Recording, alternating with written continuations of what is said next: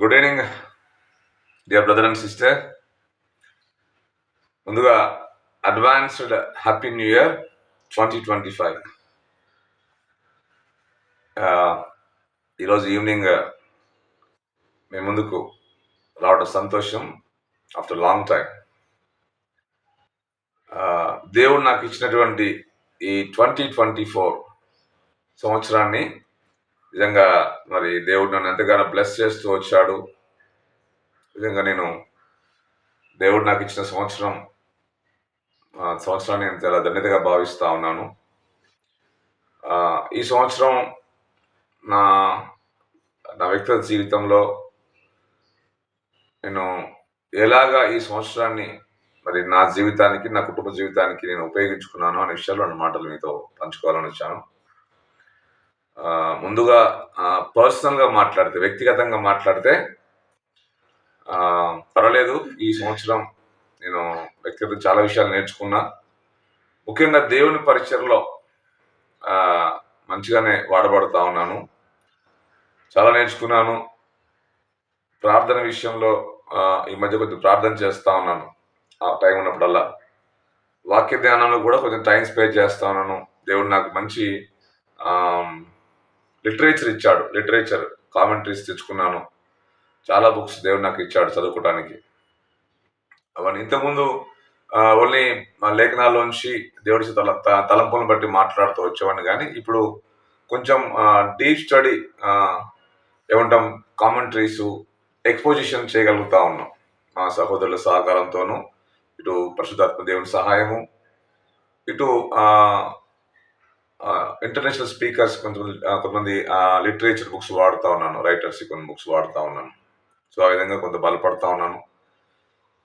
సంఘంలో దేవుని వాక్యాన్ని, దేవుని ప్రజలకు కొంచెం స్ట్రెంగ్త్ అవ్వడానికి దేవుడు సాయం చేస్తూ ఉన్నాడు.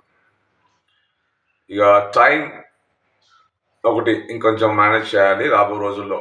రాబోయే సంవత్సరంలో టైం వేస్ట్ కాకుండా ఎక్కువ ఒకటి కుటుంబము, మినిస్ట్రీ, దేవుడు, ఉద్యోగము, వీటికే ప్రాధాన్యత ఇవ్వాలని ఆశపడతా ఉన్నాను. 2024లో కొంత ఫైనాన్షియల్గా, ఆర్థికంగా కొంత సాటిస్ఫాక్షన్ అయితే లేదు. 24 కాదు, గత ఇప్పటి వరకు లేదు. చాలా దేవుడు ఇచ్చినటువంటి డబ్బును నేను వృధా చేసిన వాడుగా ఉన్నాను. అయితే వృధా అంటే ఏదో వ్యసనాలకి వేస్ట్ చేసిన వాడు కాదు, కానీ అన్నెసరీ ఖర్చుల కోసం నేను ఖర్చులు చేస్తూ వచ్చాను.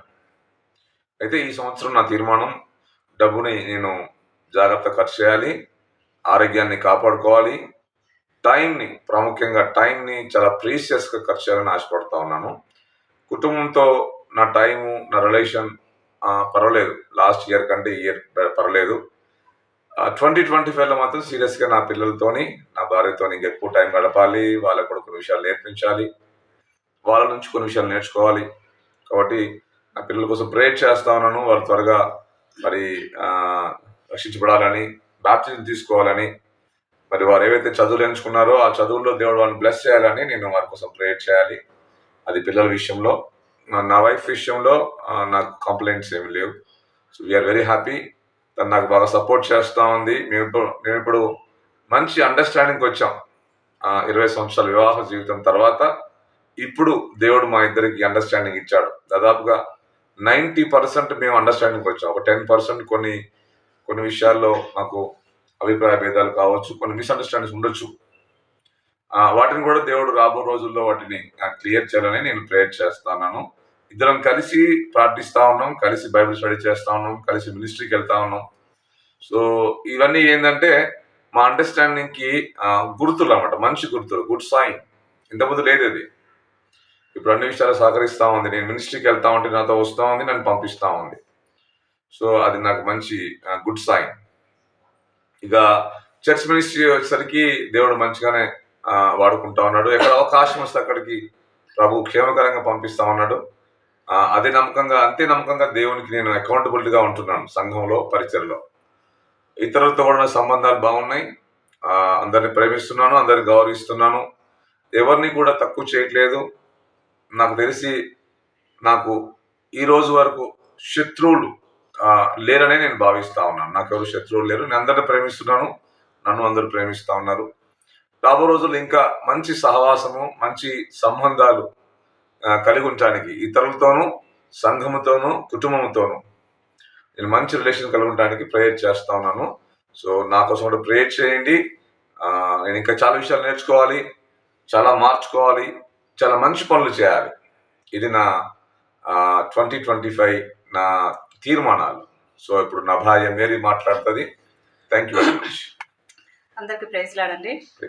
ఈరోజు కొన్ని విషయాలు షేర్ చేసినట్టుగా నేను కూడా కొన్ని విషయాలు మీతో షేర్ చేసుకుందాం అనుకుంటున్నాను. ఏంటి అంటే 2023లో సంవత్సరం కంప్లీట్ చేసుకున్నప్పుడు కొన్ని తీర్మానాలు చేసుకున్నాం. ఏంటంటే 2024లో ఇలా ఉండాలి, దేవుడితో ఎక్కువ సమయం గడపాలి, హౌస్ మేనేజ్మెంట్ మంచిగా చేయాలి, తర్వాత టైం మంచిగా స్పెండ్ చేయాలి, తర్వాత యూటిలైజ్గా వాడుకోవాలి టైం అని చెప్పేసి చాలా తీర్మానాలు చేసుకున్నామండి. కానీ కొన్నిట్లో ఫెయిల్ అయిపోయానని చెప్పొచ్చు. ఎందుకంటే ఎక్కువ నా పర్సనల్ లైఫ్ చూసుకుంటే కొంచెం దేవుడితో ఇంకా కొంచెం ఎక్కువ గడపాల్సిందేమో అనిపించింది.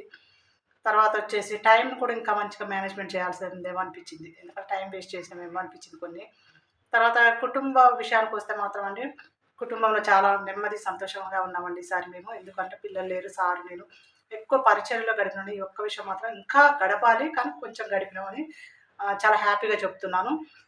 తర్వాత వచ్చేసి రిలేటివ్స్ విషయంలో అయితే అందరితో ఎందుకో నాకు ఎవరితో శత్రుత్వం ఉండడం ఇష్టం ఉండదు.